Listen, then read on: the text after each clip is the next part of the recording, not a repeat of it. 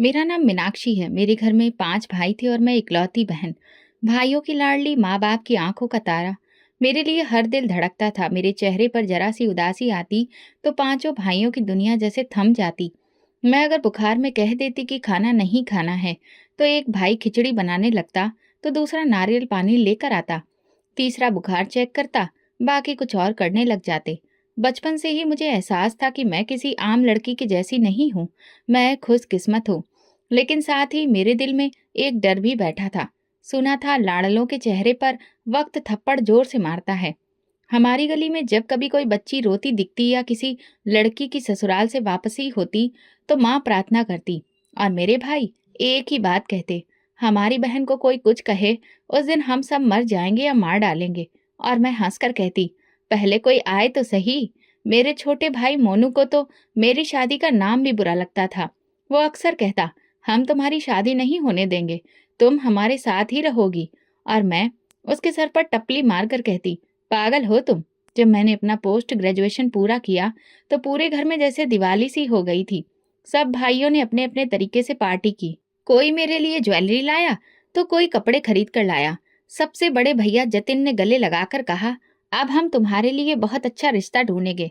तुम किसी आम इंसान के काबिल नहीं। मैं हंस पड़ी। अरे, मैं कौन सी राजकुमारी हूँ? तो वो गंभीर होकर बोला, हमारे लिए तुम राजकुमारी से कम नहीं हो मीनाक्षी। कुछ दिनों के बाद रात के खाने के बाद पापा ने मुझे पास में बुलाया। माँ और भैया भी बैठे थे। एक अजीब सी खामोशी थी और मैं समझ गई कि कुछ जरूरी बात है। पापा ने कहा, बेटा, एक रिश्ता आया है और हम सबको वो रिश्ता ठीक लगा, लेकिन हमें तुम्हारी राय चाहिए। मैंने सबकी तरफ देखा। वे चेहरे जिन पर कभी सुकून दिखता था, आज बेचैन दिख रहे थे, क्योंकि आज मेरी जिंदगी का फैसला उनकी नजर में झलक रहा था। मैंने कहा, पापा, मुझे आप पर इतना भरोसा है कि खुद फैसला लेने की जरूरत ही नहीं। जो आपको ठीक लगेगा मैं उसके लिए तैयार हूँ। माँ ने सर पर हाथ फेरा। बोली, मेरी बेटी हमेशा से ही समझदार रही। और सारे भाइयों की आंखों में सुकून था। जतिन ने कहा, फिर हम कल के लिए हाँ कर दें। राजीव नाम है लड़के का, बहुत शरीफ और जिम्मेदार है। मैंने पहली बार ये नाम सुना तो दिल में कुछ भी नहीं हुआ, क्योंकि जिन लोगों ने बचपन से मुझे तकलीफ से बचाया, वे मेरे लिए कुछ भी बुरा कैसे चुन सकते थे। अगले दिन जैसे ही मेरा रिश्ता तय हुआ, मोहल्ले भर में मिठाई बांटी गई। सहेलियां आकर गले लगकर रोने लगीं और मोनू, जो अब भी मुंह फुलाकर बैठा था, आखिरकार बोला, दूल्हा आएगा तो मैं उसे सबसे पहले कहूंगा, अगर मेरी मीनाक्षी को रुलाया ना, तो मैं तुम्हें नहीं छोड़ूंगा। मैं हंसकर कहती, तुम सब मेरे सुपर हीरोज हो। शादी के बाद भी मेरे दिल में कोई परेशानी नहीं थी, बस एक अजीब सा एहसास था। वो बचपन का घर, वो भाइयों का कमरा, वो हंसी मजाक, लड़ाइयों वाले दिन सब छोड़ने पड़ेंगे। मैं कमरे में चुपचाप बैठकर अक्सर अपनी किताबें, गुड़िया और दीवार पर लगे सर्टिफिकेट्स को देखती। सोचती, क्या मैं वाकई वही मीनाक्षी हूँ जिसकी आंखों में सिर्फ सपने होते थे। एक रात जतिन मेरे पास आया और बोला, तुम जानती हो मीनाक्षी, हमने हमेशा तुम्हें अपनी आंखों के सामने रखा। तुम्हारी एक आह पर हमें चैन नहीं आता था, लेकिन अब तुम जिंदगी के एक और सफर पर हो। प्रार्थना है कि तुम वहां हमेशा वैसे ही खुश रहो जैसे यहाँ थी। लेकिन अगर किसी दिन कुछ बुरा लगे तो एक बार पलट कर देख लेना। तुम्हारे 5 भाई तुम्हारे पीछे खड़े होंगे। मैं उसकी बात सुनकर आंखों से आंसू पोंछते हुए बोली, मैं कमजोर नहीं हूँ, बस आप लोगों के प्यार ने मुझे नाजुक बना दिया है। लेकिन मैं वादा करती हूँ, मैं खुद को कमजोर नहीं पड़ने दूंगी। उसी रात मैंने अपनी डायरी में लिखा, एक लाडली बेटी अब एक पत्नी बनने जा रही है। पता नहीं ससुराल में वैसा प्यार मिलेगा या नहीं, लेकिन एक बात तय है, मैं वो मीनाक्षी हूँ जिसे सच्चाई और सब्र विरासत में मिला है। ये वो वक्त था जब मैं अपनी जिंदगी की नई किताब खोल रही थी। शादी की तारीख तय थी। घर में रोज नए इंतजाम हो रहे थे। राजीव के बारे में बस इतना जाना कि वो सऊदी अरब में काम करता है। सूरत से अच्छा है, बातचीत से नरम। मैंने उसे 2 बार फोन पर बात की, बस सिर्फ फॉर्मेलिटी सी। वो बहुत ज्यादा बातूनी नहीं था। इतना बोला, उम्मीद है आपको मेरा घर अच्छा लगेगा। मेरी माँ और बहनें आपसे बहुत जल्द घुल मिल जाएंगी। मैंने कहा, जी, मैं भी कोशिश करूंगी। शादी वाले दिन मेरे दिल में अजीब सी उलझन थी। मायके का हर कोना मैंने आंखों में बसाया था। खुद को बार बार समझाया कि हर लड़की को ये सफर तय करना होता है। शादी हुई और विदाई के बाद जैसे ही मैं राजीव के घर पहुंची, मेरा दिल तेजी से धड़कने लगा। गाड़ी रुकी, दरवाजा खुला, लेकिन ना कोई हंसी, ना कोई आवाज और ना ही कोई बड़ा स्वागत। मुझे बस हाथ पकड़कर एक कमरे तक ले जाया गया और कहा गया, बैठो, ये तुम्हारा कमरा है।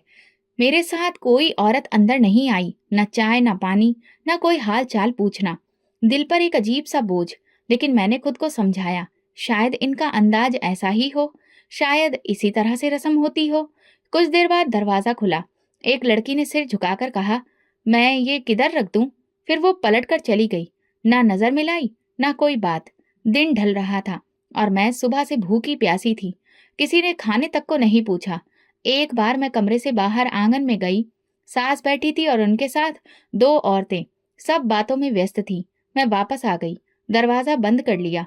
थोड़ी देर बाद हिम्मत करके राजीव को फोन किया, आप कब आएंगे? वो बोला, बस थोड़ी देर में। कोई दिक्कत है? मैंने कहा, सुबह से कुछ खाया नहीं है। वो बोला, मैं आता हूँ, कुछ ले आऊंगा। जब राजीव आया तो रात हो चुकी थी। उसने पूछा, तुमने कुछ खाया? मैंने कहा, किसी ने पूछा ही नहीं। बाहर जाकर किसी से बात की, फिर बोला, तुम खाओ, मैं खाना लगवा रहा हूँ।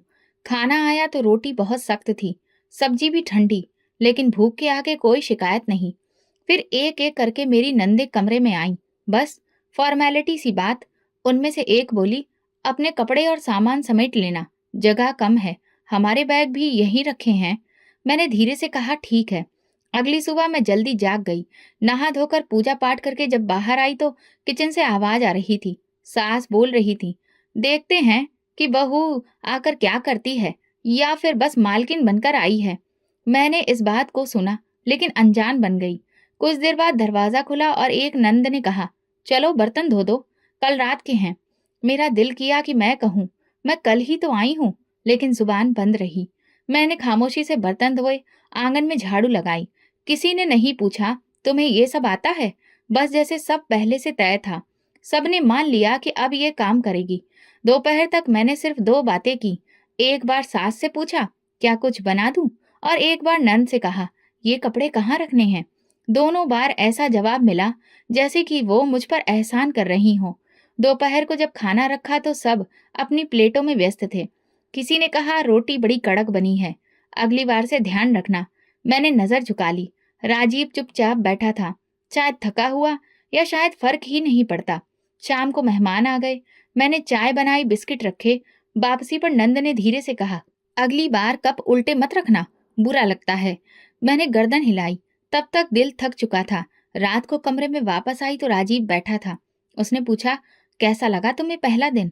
मैंने कुछ पल सोचा, फिर बस कहा, थोड़ा सा अजीब है। वो बोला, वक्त के साथ सब ठीक हो जाता है, और लाइट बंद कर दी। उस रात नींद नहीं आई। अजनबी कमरा, अजनबी लोग, और दिल में अजीब सी खामोशी। अगले दिन रिसेप्शन था। सुबह से ही घर में हलचल थी, लेकिन मेरे लिए वो वैसा दिन नहीं था जैसा किसी नई दुल्हन के लिए होना चाहिए। सब कुछ सिस्टम के हिसाब से हो रहा था, लेकिन किसी में भी कोई जोश नहीं था, न कोई खास खुशी। मेरी सास ने कमरे में बुलाया, बोली, देखो ये कपड़े पहन लेना, और तुम्हें पार्लर जाना है, वहां से मनोज चाचा तुम्हें ले जाएंगे। मैंने चुपचाप सिर हिलाया। उन्होंने एक खूबसूरत साड़ी बैग में रखी। तभी दरवाजा खुला और छोटी ननद अलका अंदर दाखिल हुई। उसने कमरे में कदम रखते ही कहा, अरे माँ, ये कपड़े बैग में क्यों रख रही हो? अब दूसरों की तरह इसे भी सर पर मत चढ़ा लेना, ये अपना काम खुद करे, यहाँ कोई महारानी नहीं है। मैं जहाँ बैठी थी वहीं पर शॉक्ड रह गई। पहली बार किसी ने मेरे बारे में इस लहजे में बात की थी। मेरी सास ने भी उसे नहीं रोका, ना समझाया, बस मुस्कुराई और बोली, ठीक कहती हो, हम ज्यादा ही नरमी दिखा रहे थे। उन्होंने मेरे हाथों में साड़ी पकड़ाई। मेरा दिल जैसे कहीं और जा चुका था।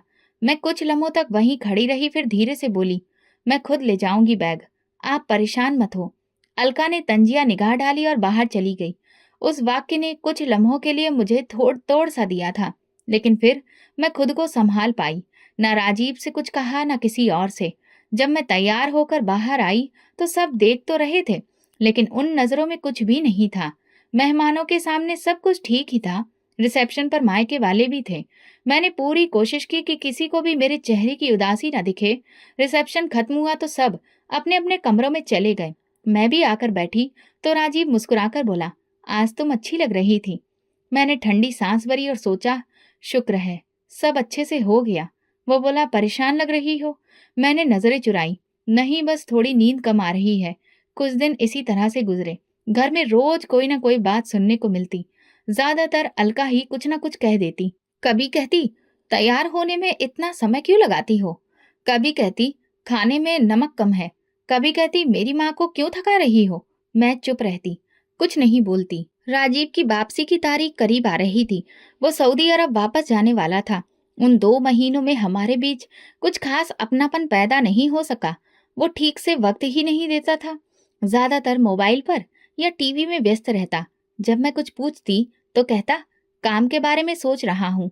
एक दिन मैंने कहा, आप जा रहे हैं और मुझे लगता है कि मैं अभी भी यहाँ पर अजनबी हूँ। उसने ठंडा जवाब दिया, वक्त के साथ सब ठीक हो जाएगा। सबके साथ ऐसा होता है। मैं चुप हो गई। मैं समझ गई थी कि मेरी बातों का वजन अभी राजीव के लिए ज्यादा नहीं। उसे लगता था कि मैं नाजुक हूँ।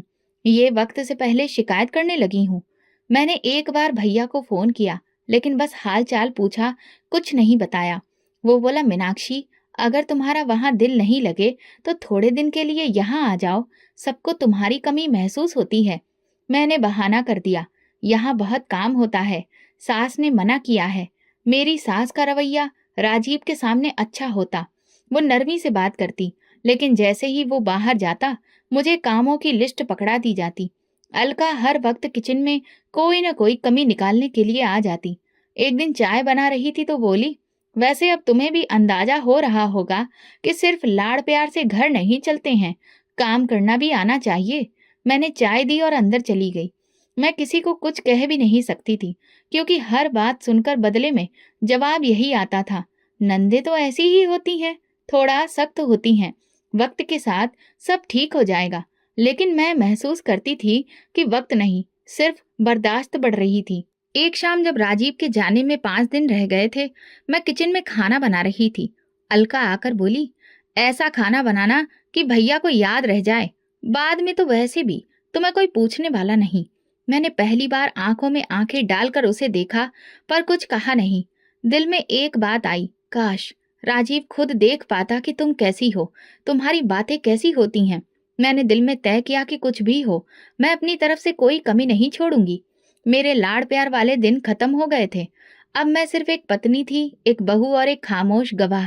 राजीव को भेजना बाकी था, मगर मैं खुद को पहले ही विदा कर चुकी थी, अपने अंदर की सच्चाई से, अपनी पुरानी मीनाक्षी से। राजीव दिन का ज्यादातर वक्त बाहर अपने दोस्तों या कागजी कामों में गुजारता, और जब घर आता तो थका हारा लगता। मैं कोशिश करती कि कम से कम वक्त उसके साथ हंसी खुशी गुजरे। उन्हीं दिनों मैं अलका का व्यवहार बदल गया था।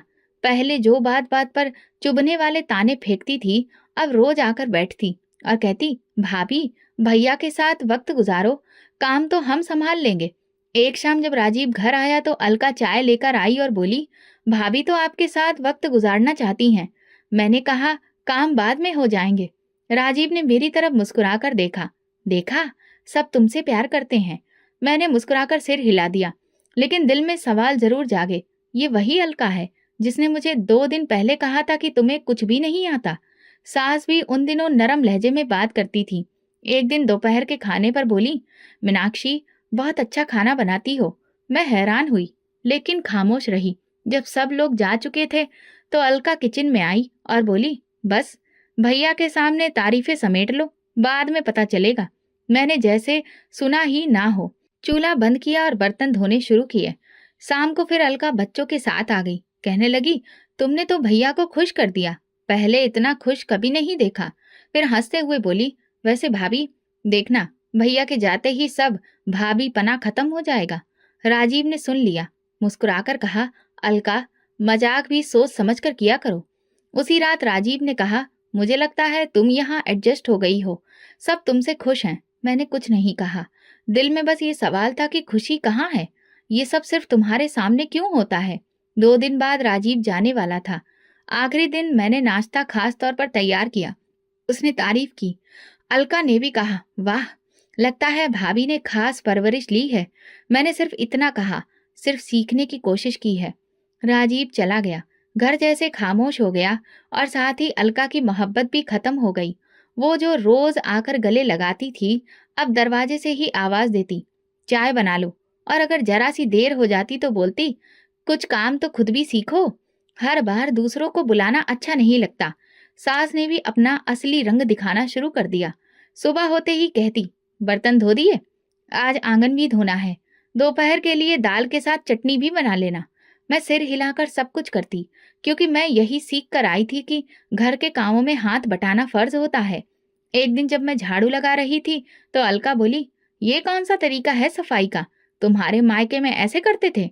मैंने थोड़ा सा नरमी से कहा, आप बता दीजिए, मैं वही तरीका अपना लेती हूँ। तो वो बोली, बहुत चालाक हो, मासूम शक्ल बनाकर सबके दिल जीतना चाहती हो।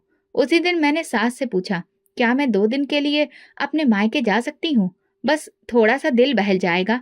उन्होंने ठंडे लहजे में कहा, अभी अभी आई हो, यहाँ तुम्हें क्या दुख है? घर संभालने से पहले ही छुट्टी? मैं चुपचाप वापस कमरे में आ गई। भाई को फोन करने का दिल चाहा, लेकिन फिर सोचा, किस बात पर बुलाऊं? सिर्फ इतना कि मैं थक गई हूँ। उसके बाद तो सब रोज एक जैसा हो गया।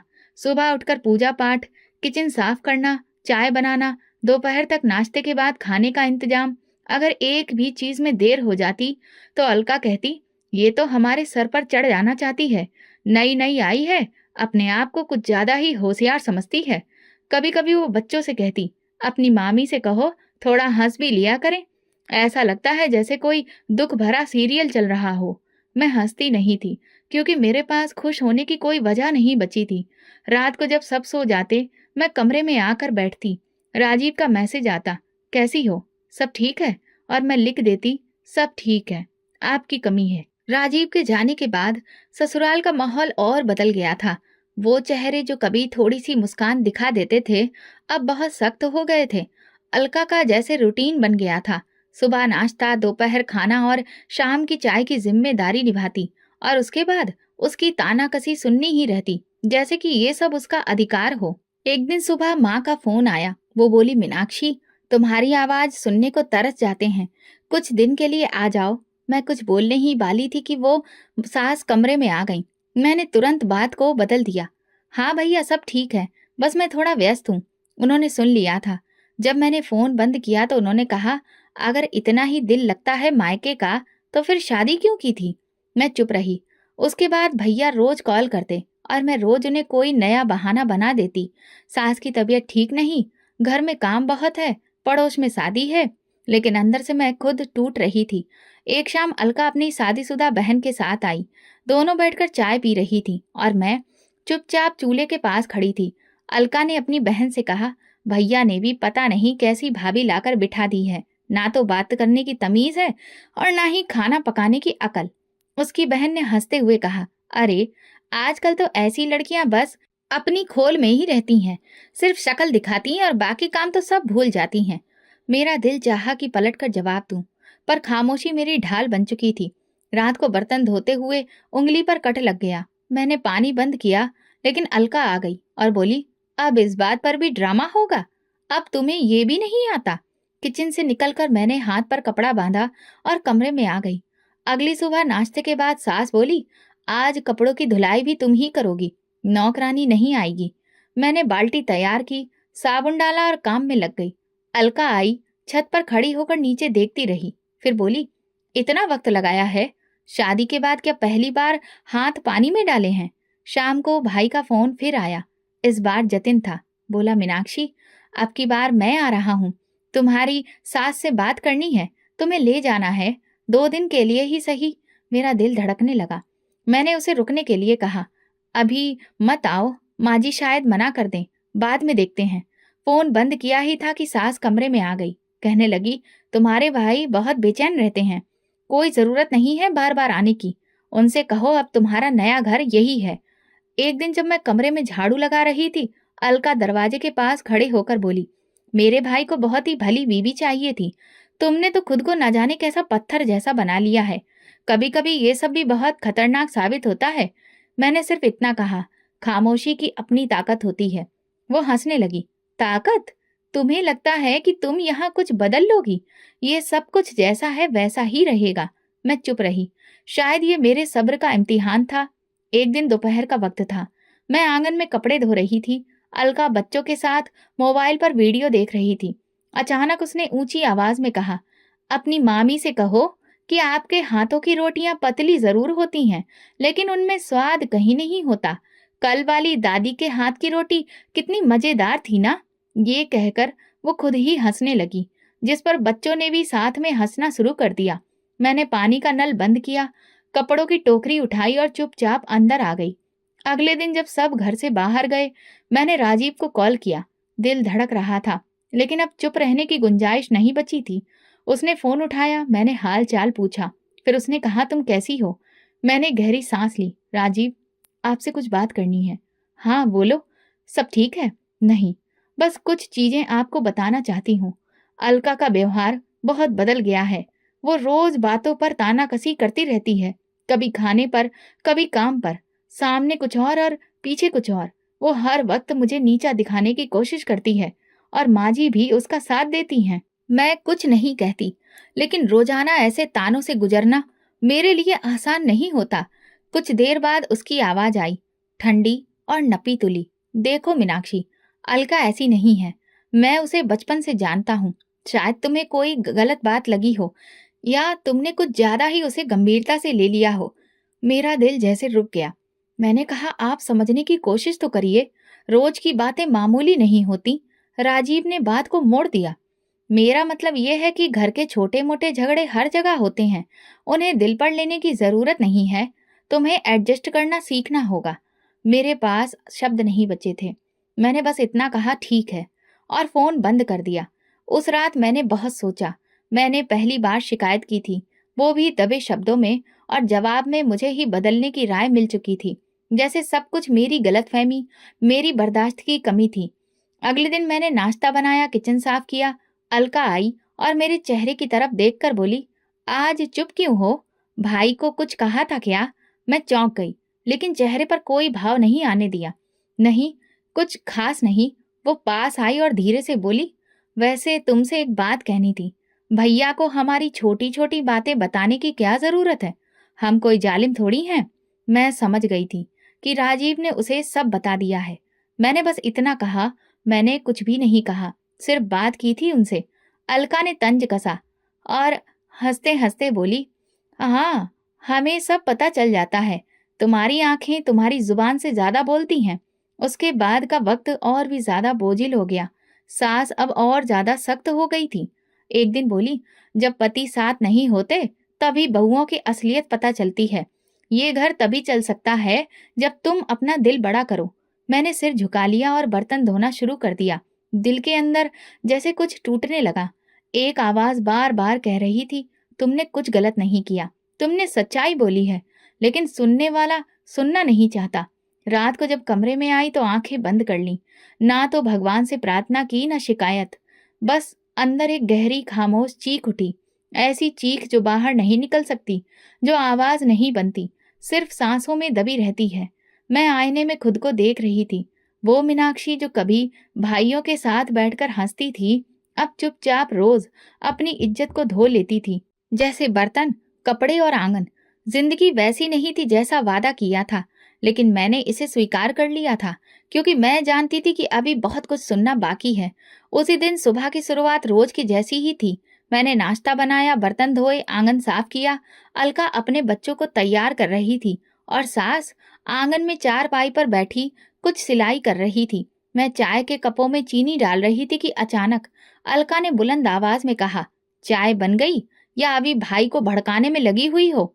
मेरे हाथ रुक गए। मैंने सिर उठाकर देखा, उसका चेहरा घमंड से भरा था। मैंने कहा, आपका मतलब क्या है? वो हंसने लगी। मतलब तो तुम्हें खूब पता है।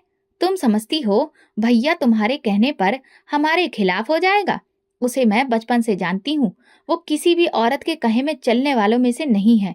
मैंने चाय ट्रे में रखी और कमरे की तरफ चली गई।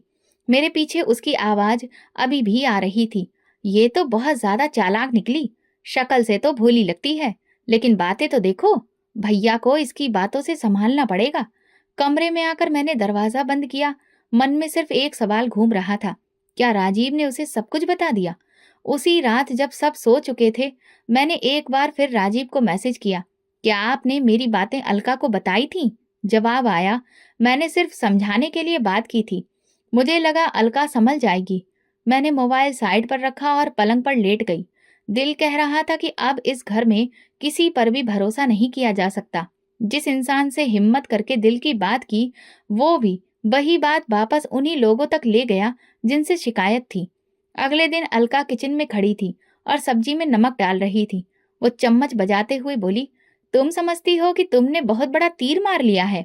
भाई को तो कह दिया, अब क्या होगा? तुम्हें लगता है तुम जीत गई हो? मैंने नरमी से कहा, मैंने कुछ भी जीतने की कोशिश नहीं की, बस सच्चाई बताई है। वो हंसकर बोली, सच्चाई? ये सच्चाई नहीं, साजिश है। और सुन लो, इस घर में अगर किसी ने पर निकालने की कोशिश की तो काट भी दिए जाते हैं। मेरे हाथ जहां तहां रह गए। सब्जी की खुशबू में अब धमकी की बदबू शामिल हो चुकी थी। उसी शाम अलका ने अपनी सहेली को घर बुलाया। वे दोनों बैठकर मेरी बातें कर रही थीं, जैसे मैं कोई अनजान इंसान हूँ।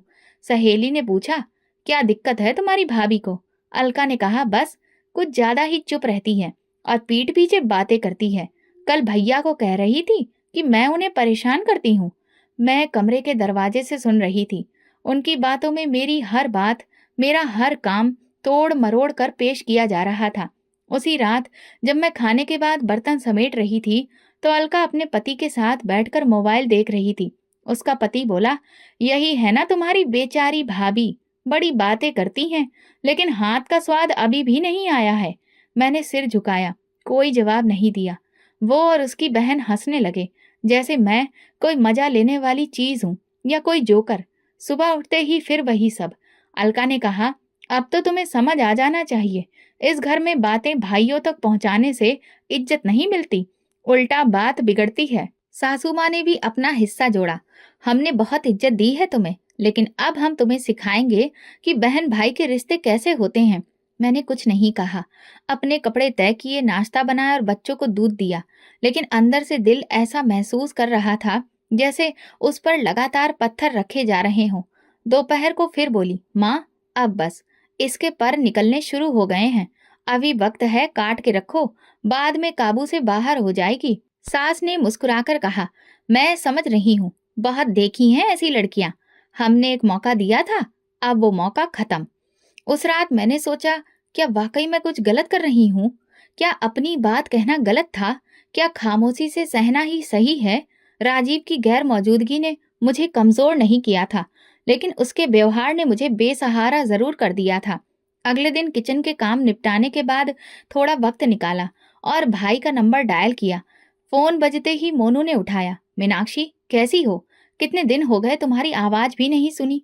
मैं चुप रही, जैसे शब्द लबों तक आकर लौट गए। फिर धीरे से बोली, बस भैया, जैसे तैसे दिन गुजर रहे हैं।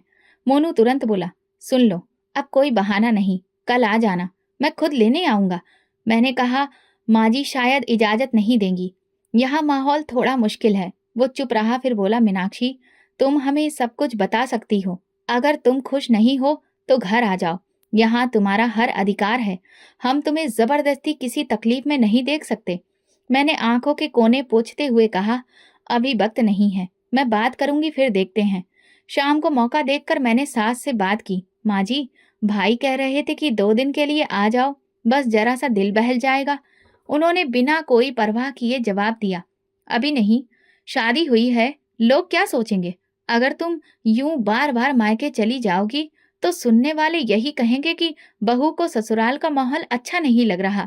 मैं कुछ कहने की कोशिश कर रही थी, लेकिन उन्होंने बात खत्म कर दी, चुपचाप यहीं रहो, यही तुम्हारा घर है, काम में दिल लगाओ, उसी में व्यस्त रहो तो सब ठीक लगेगा। मैं चुप हो गई। उसी रात भाई को झूठ बोल दिया, माँ जी ने मना नहीं किया है, बस यहाँ कुछ लोग आने वाले हैं, इसलिए रुक गई हूँ। जतिन चुप हो गया, शायद वो जान गया था कि बात कुछ और है।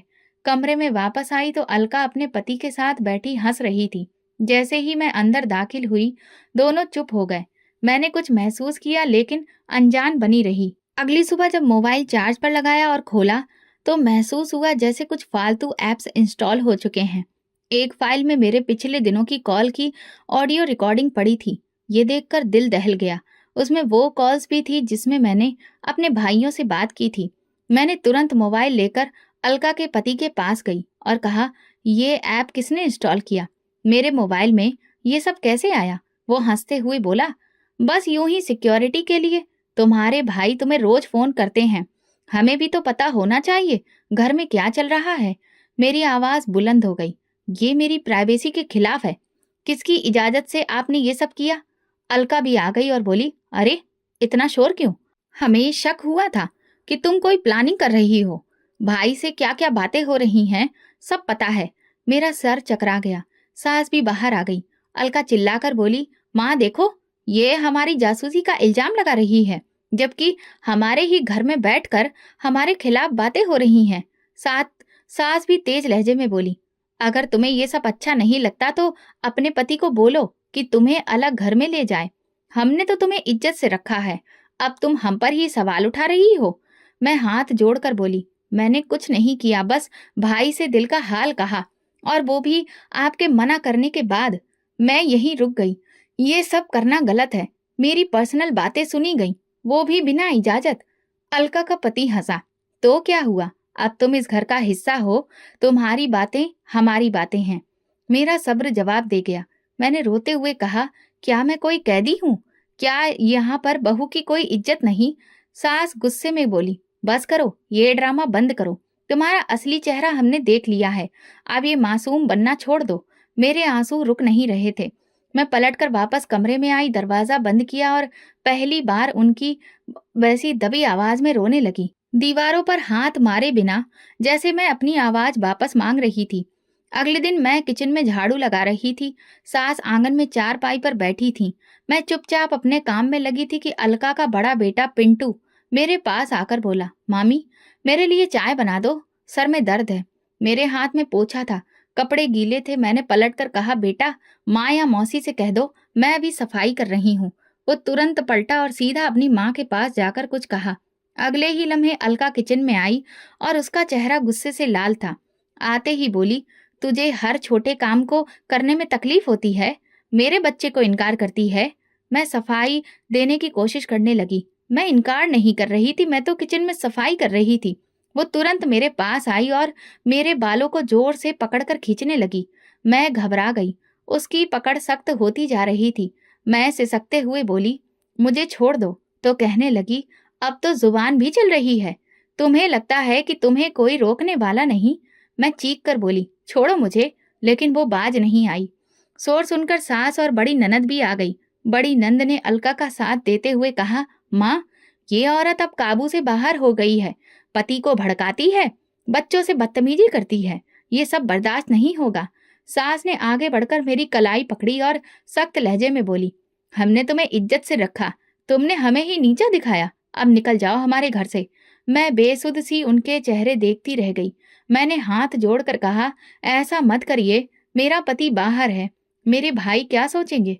बड़ी नंद ने दरवाजा खोला। अलका ने मेरा दुपट्टा घसीट कर उतारा और सास ने धक्का दिया। मैं संभल नहीं पाई और सीढ़ियों से लुढ़कती हुई दरवाजे के बाहर जा गिरी।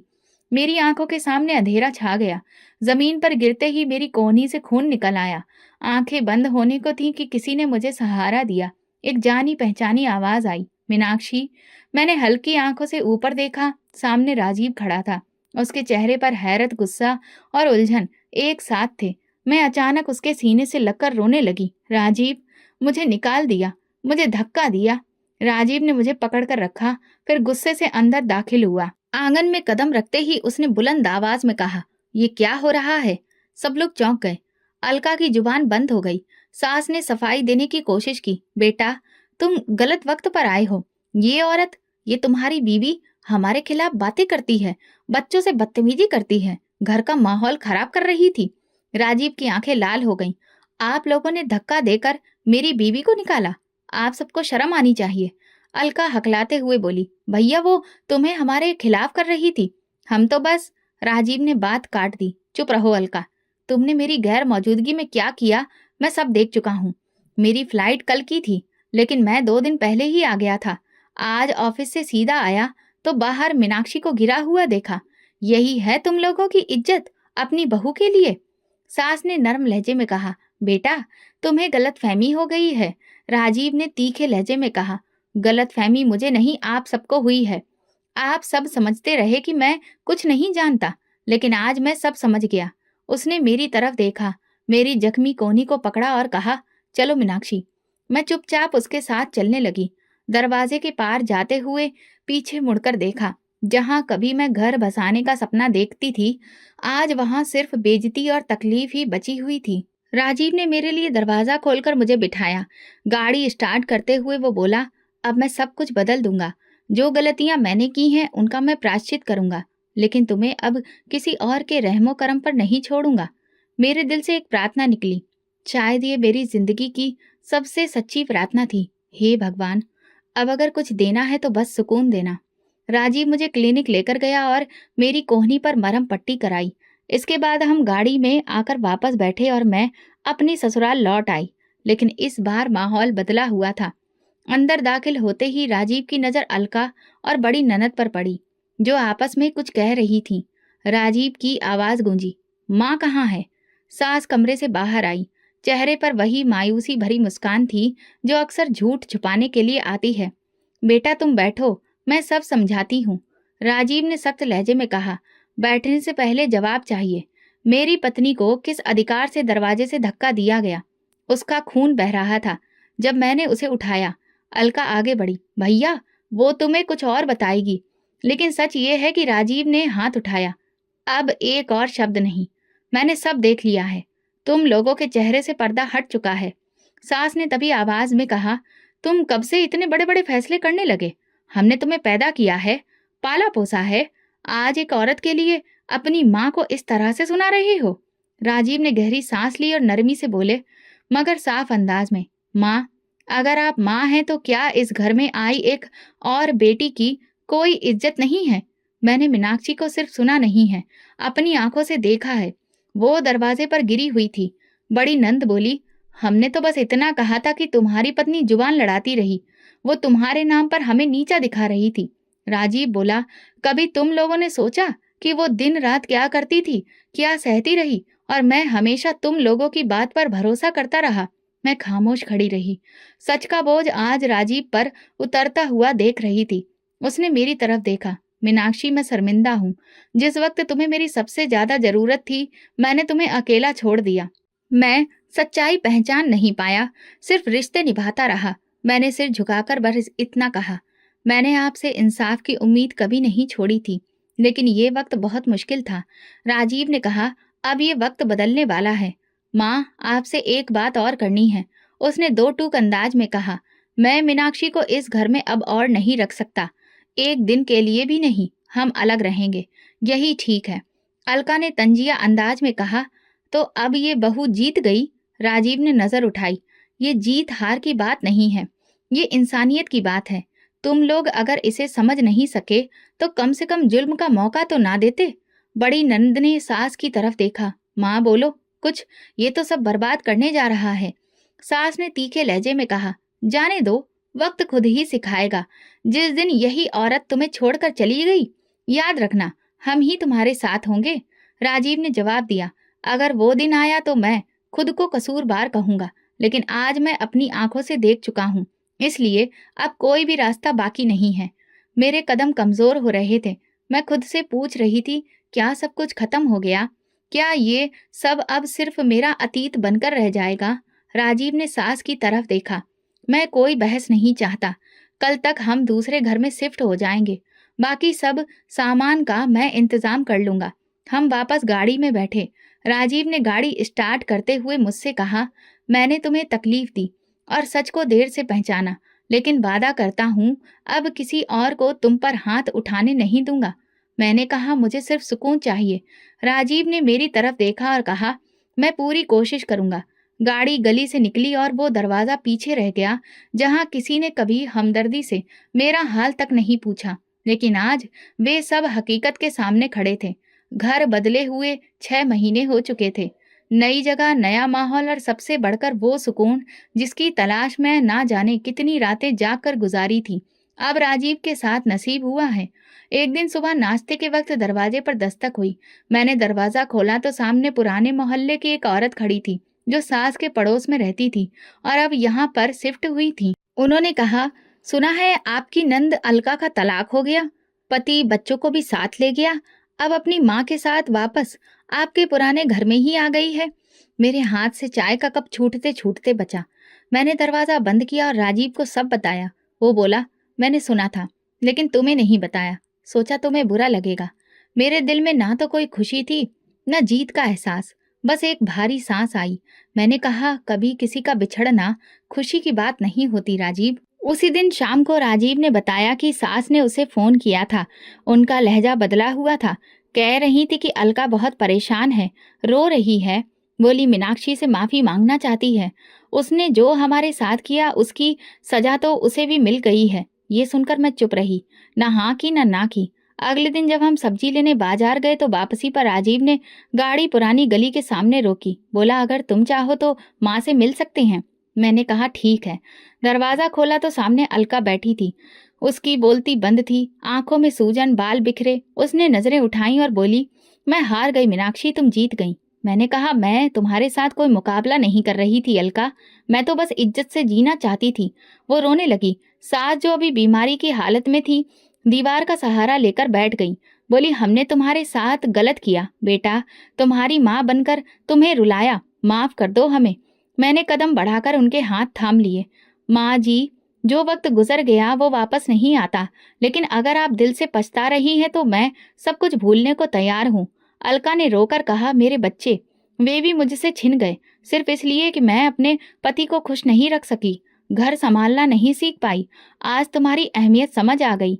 मैंने उसके कंधे पर हाथ रखा और कहा, मेरी अहमियत तब होती अगर तुम मुझे इंसान समझती, गुलाम नहीं। लेकिन जो हो गया वो हो गया, अब नए सिरे से जीना सीखो। अगले दिन मैंने राजीव से बात की। अलका बिल्कुल अकेली है, न बच्चे हैं, न पति, और ना ही आमदनी का कोई जरिया। क्या हम उसे महीने के कुछ पैसे दे सकते हैं जिससे उसका गुजारा हो जाए? राजीव ने हैरानी से मेरी तरफ देखा। इतनी तकलीफें सहने के बाद तुम उनके लिए कुछ करना चाहती हो? मैंने कहा, मुझे मेरे भाइयों ने यही सिखाया है, किसी को तकलीफ मत दो, चाहे उसने तुम्हें क्यों न दी हो। और अब वो औरत माँ भी है, बच्चे भी उससे दूर हैं। अगर हम मदद कर सकते हैं तो क्यों ना करें। इस हफ्ते राजीव ने अपने अकाउंटेंट से बात करके अलका के लिए महीने के खर्च के पैसे रखवा दिए और कानूनी राय लेकर उसके बच्चों के लिए दरख्वास्त भी तैयार करवाई। मैं अलका के साथ अदालत गई। उसके चेहरे पर जो शक था, उसमें अब एक हल्की रोशनी दिख रही थी। कई हफ्तों बाद एक दिन अलका हमारे घर आई और बच्चों के साथ वक्त बिताते हुए बोली, मीनाक्षी, तुम्हारा दिल मेरे सामने आईना है। मैं आज भी सोचती हूँ, अगर तुम मेरे जैसी होती तो शायद मैं आज सड़क पर होती। मैं मुस्कुराई और कहा, मैं भी एक इंसान हूँ, पर बस इतना है कि मैंने सब्र को अपनी जुबान बना लिया। उसने मुझे थैंक यू कहा। तुमने मुझे हार से जीत की ओर पलटने का रास्ता दिखाया। मैंने कहा, तुम बस बच्चों की खातिर खुद को मजबूत बनाओ, बाकी सब वक्त पर छोड़ दो। वक्त ने हमें वहां लाकर खड़ा कर दिया था जहां आग लगाने वाले खुद राख में बदल चुके थे, लेकिन मैंने उसे राख नहीं बनने दिया। उसे मिट्टी से उठाकर दोबारा जीने की ताकत दी। यही वो ताकत थी जो मुझे कभी कमजोर दिखाई देती थी, जिसे माफी कहते हैं। जिंदगी धीरे धीरे अपनी रफ्तार पर आ चुकी थी। नए घर में आए 2 साल हो गए थे। राजीव अब रोज शाम को बच्चों के लिए कुछ न कुछ लेकर आता, कभी आइसक्रीम, कभी खिलौने, कभी कहानियों वाली किताबें। हमारा छोटा सा घर सुकून से भरा था। मेरे भाई भी मेरी सुकून से भरी जिंदगी देखकर बहुत खुश थे। कभी वो मेरे घर आते, कभी मैं उनके घर चली जाती। भगवान ने हमें 2 बेटे दिए थे। राजीव, जो कभी एक ऐसा पति था जो हमेशा चुप रहता था, अब बच्चों का बहुत अच्छा दोस्त बन चुका था। रात को सोने से पहले उन्हें साथ में कहानी सुनाने बैठता और अक्सर खुद भी सो जाता। अलका अब अपनी माँ के साथ रहती थी। हालात अब बदल चुके थे। वो अब किसी के लिए बोझ नहीं थी। एक दिन उसने फोन करके कहा, मीनाक्षी, मैं तुमसे बहुत कुछ सीखी हूँ, खास तौर पर बर्दाश्त करना। मैं अगर तुम्हारी जगह होती तो शायद तुम्हें माफ नहीं करती। मैंने कहा, इंसान जब माफ कर देता है तो वो खुद भी आजाद हो जाता है। मैंने आजाद होने के लिए तुम्हें माफ किया है। अब मैं हफ्ते में 2 बार एक छोटी सी जगह पर औरतों को सिलाई और कढ़ाई सिखाने जाती हूँ। ये हुनर मैं दूसरी औरतों को आत्मनिर्भर बनाने के लिए सिखा रही हूँ। आज भी जब अपने अतीत को याद करती हूँ तो सोचती हूँ कि वो सब कुछ मेरी परीक्षा थी, लेकिन उस परीक्षा में मेरे साथ मेरे भाइयों की परवरिश, माँ की प्रार्थना और मेरा सब्र था। बच्चों को जब मैं सुलाती हूँ तो उनके माथे पर हाथ फेर कर भगवान से प्रार्थना करती हूँ कि कभी किसी बेटी को वो दर्द ना देना जो खामोश रहकर सहना पड़े। दुनिया का उसूल यही है, जो करोगे वही पलट कर आएगा। मैंने जो कहा वो किसी के लिए सजा बन गया और जो माफ किया वो मेरे लिए रहमत बन गया। अब मेरे पास सब कुछ है, लेकिन सबसे कीमती चीज जो मेरे पास है वो ये एहसास है कि मैंने खुद को कभी खोने नहीं दिया, चाहे पूरी दुनिया ही मुझे गिरा देने पर क्यों न तुली हुई थी। यही मेरी असली कामयाबी है और यही मेरी पहचान। तो दोस्तों, अगर आपको हमारी कहानी पसंद आई है तो कमेंट करके ज़रूर बताएं। वीडियो को लाइक करें और ज़्यादा से ज़्यादा शेयर करें। अगर आप चैनल पर नए हैं तो सब्सक्राइब जरूर करें और नोटिफिकेशन बेल दबाएं ताकि अगली अपडेट सबसे पहले आपको मिले। धन्यवाद।